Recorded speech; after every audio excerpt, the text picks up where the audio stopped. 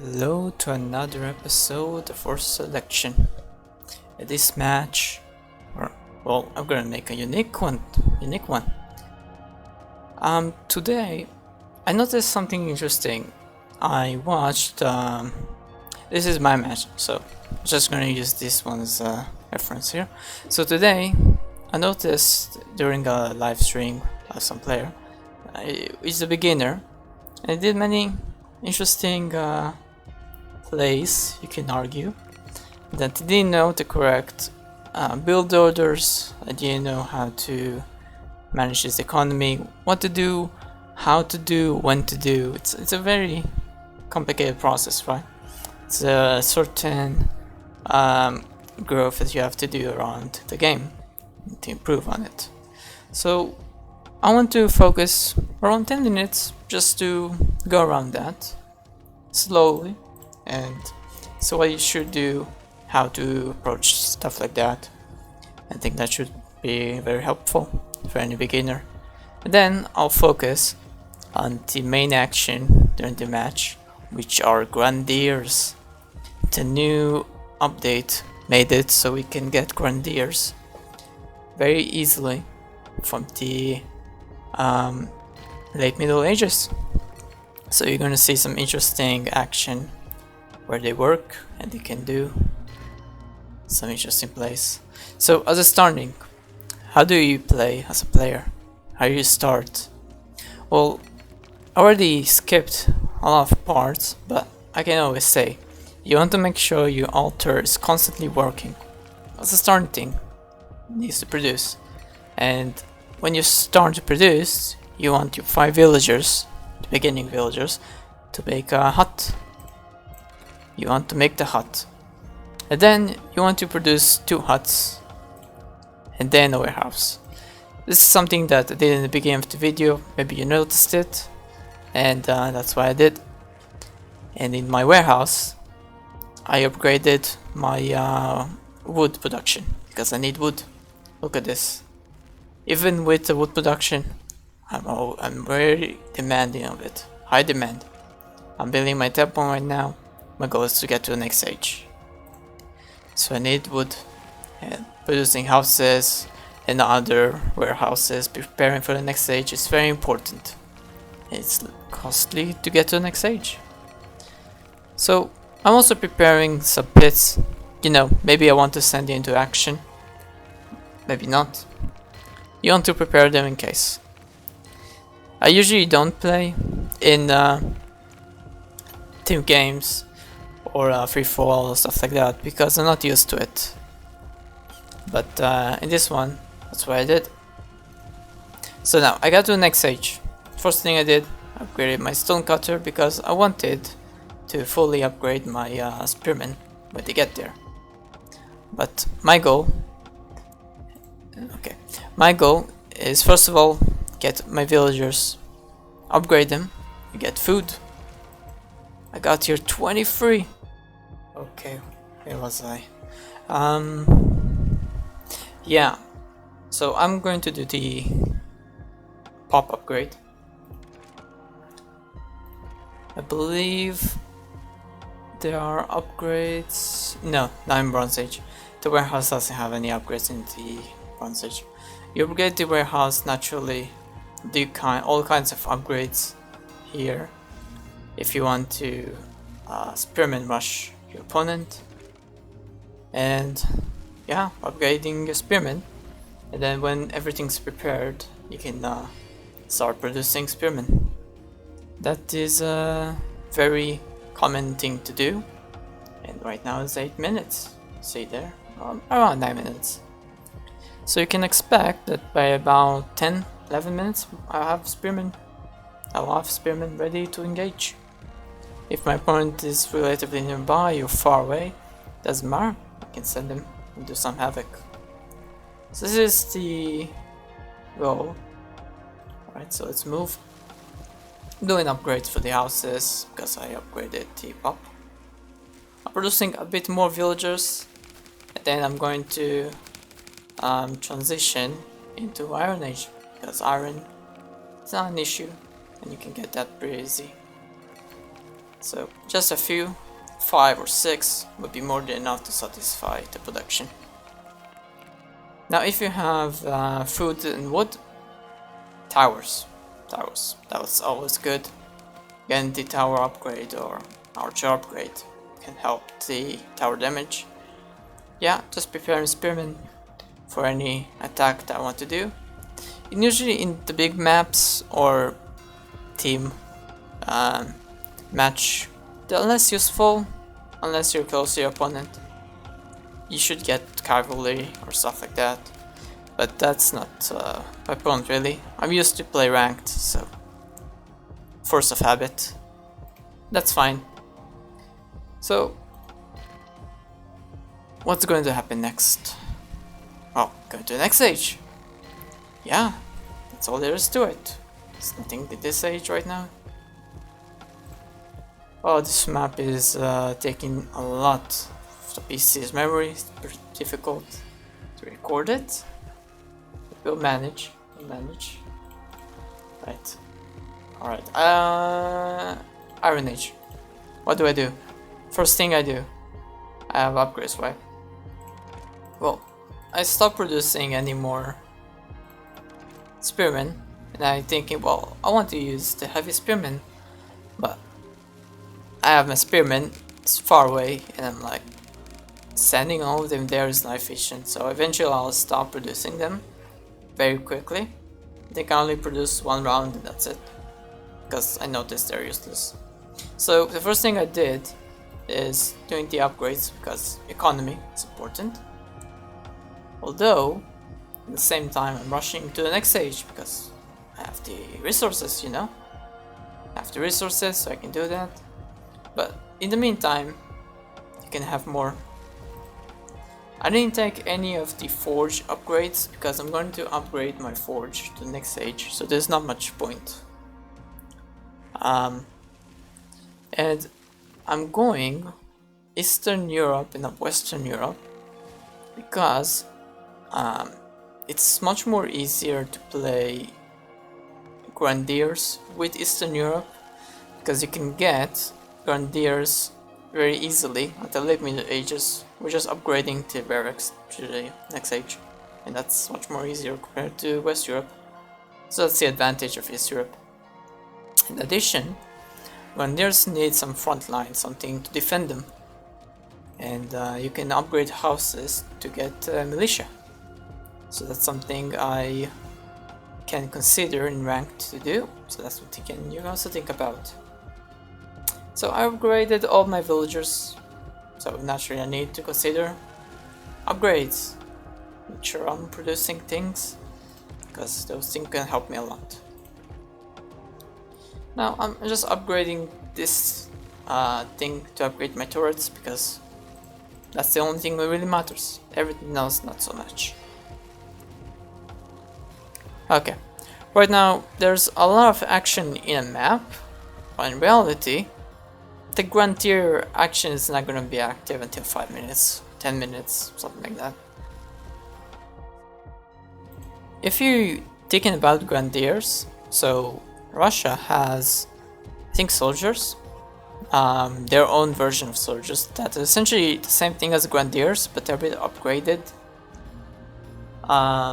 Just a bit, but they do very similar things and they're very inexpensive. So now we just need to defend those Grenadiers. So we have all kinds of units here. We have cavalry, we have longbowmen, even my spearmen. This is the place where the magic is gonna happen. Alright, so the first thing that happens, we have a wall. That's completely fine. Why? Because we have Grenadiers. Look at that. And the Grenadiers are just breaking the towers. Easy. Now, Grenadiers by themselves cannot stop spearmen. They can, but they will have to sacrifice themselves a bit, because their attack speed is not so high. Even though their damage is nice, but they need front line to protect them. So what we're doing is just escorting our siege units, or infantry with damage. Get it in, get them in. And our goal is to take that. Or that. Doesn't matter. I think we didn't know where was the opponent base. The gold one. And we were looking for it. Now we're getting here. This is a big wall. But even a big wall cannot stop Grenadiers. Now our opponents are sending Sipka, but CPAC. But that's not gonna stop us. Yeah, look at that, look at that. Look, 2000 health, 15 average armor. What do you think will happen? And one of my teammates said at this stage, yeet! Look at that. And yeet! There you go. My teammate said that during the match. That was very entertaining. Turret. No, go away, turret. Running. Horse archers. Nah, they're not gonna do anything. So you cannot. So Grenadiers are very strong because they're essentially mini siege units. Very squishy ones, yeah. They can take down very easily.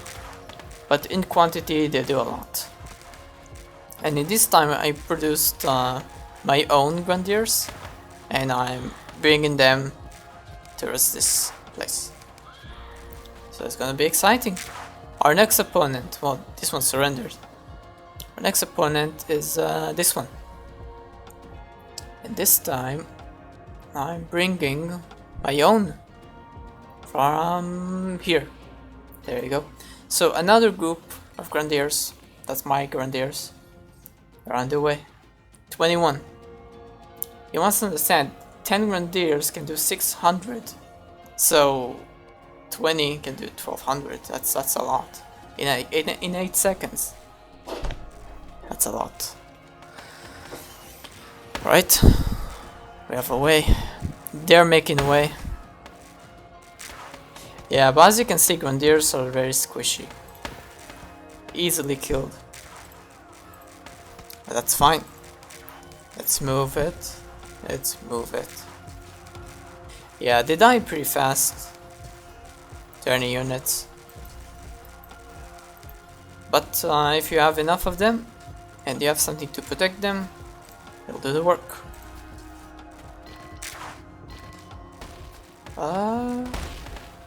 I mean, sure, that's an entrance.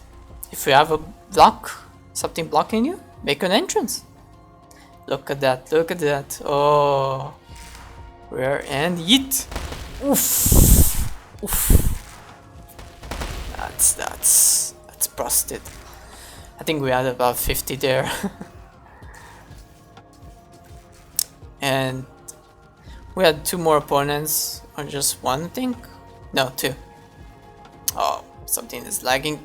Someone is going to the next stage. Alright. So someone is taking down our Grenadiers. Not good for us. But we don't care. Just delay them. We have plenty on the way, plenty. Our goal is that tunnel. Tankier, more HP, but eat. There you go. Look at that, look at that. It's definitely, you can definitely see how Grenadiers are good, and you see their potential, but they need something to protect them. They need some help from a front line. So that's why East Europe has like the militia, where you can produce them, and the militia can actually do a lot. They can stop the opponent from killing your Grenadier, at least not so fast. So what did we do in the meantime? I believe this opponent quit. Okay, and here's a new army of, yeah, so this is one. So soldiers in Russia are essentially very similar to Grenadiers. Actually, stat-wise, they have very similar stuff. Their damage, the 60 damage thing, is the same thing as Grenadier, only they have reduced range, but it's completely fine. So, from a gameplay perspective, this is exactly the same thing as Grenadiers would do, only those are Russians ones, so easily produced. Yeah, let's get into base. Yeah, sorry for the low FPS. It's just too many things. Alright, let's slow that down a bit. Let's move that. Okay. So if you had the Grenadiers, they would do exactly the same thing as they are. Group around the town hall, as many as you can, and that's a lot. And then say E. Oh, not yet. E. Oh, E. Oh, come on. Group them. Yeet. Yeah. This is the way. Yeet. And this opponent already gave up. He deleted these buildings. So, yeah. Now, the remaining opponent, the same thing. Exactly the same thing gonna happen, because we got plenty of yeets waiting to do yeet on the opponent. So let's move on. I think I'm gonna do in every match that I'm having like Grenadiers. I'm gonna say to my opponent before I'm taking down his base, yeet, in the chat to make it interesting. I think that's what I'll do. This is strategy. Oh, okay. So let's stop. There's the ball.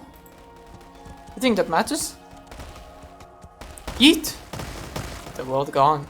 This is the type of gameplay you would expect to see with Grenadiers when you have a lot of them. But this is industrial evolution of Russia.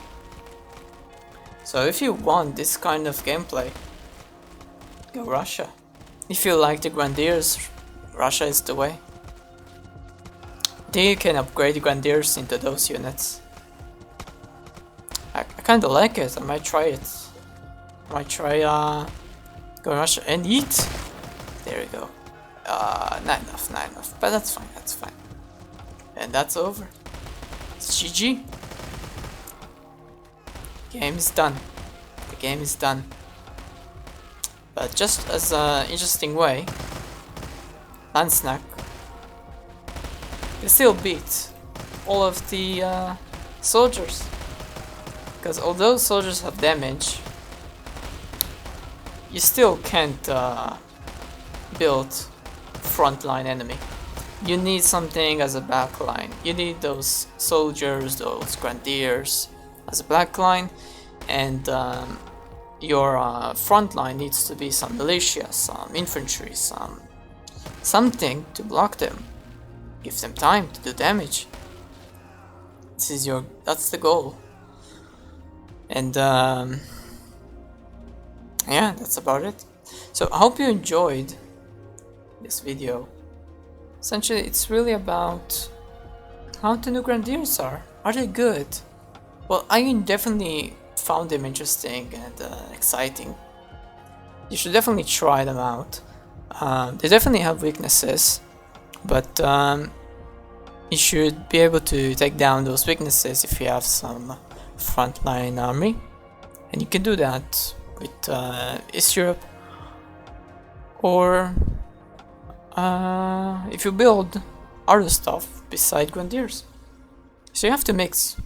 You have to mix the units to be able to be efficient. Alright, I hope you had a good time watching this. If you like this, consider pressing the subscribe button, like, comment and share. See you on the next one. Bye.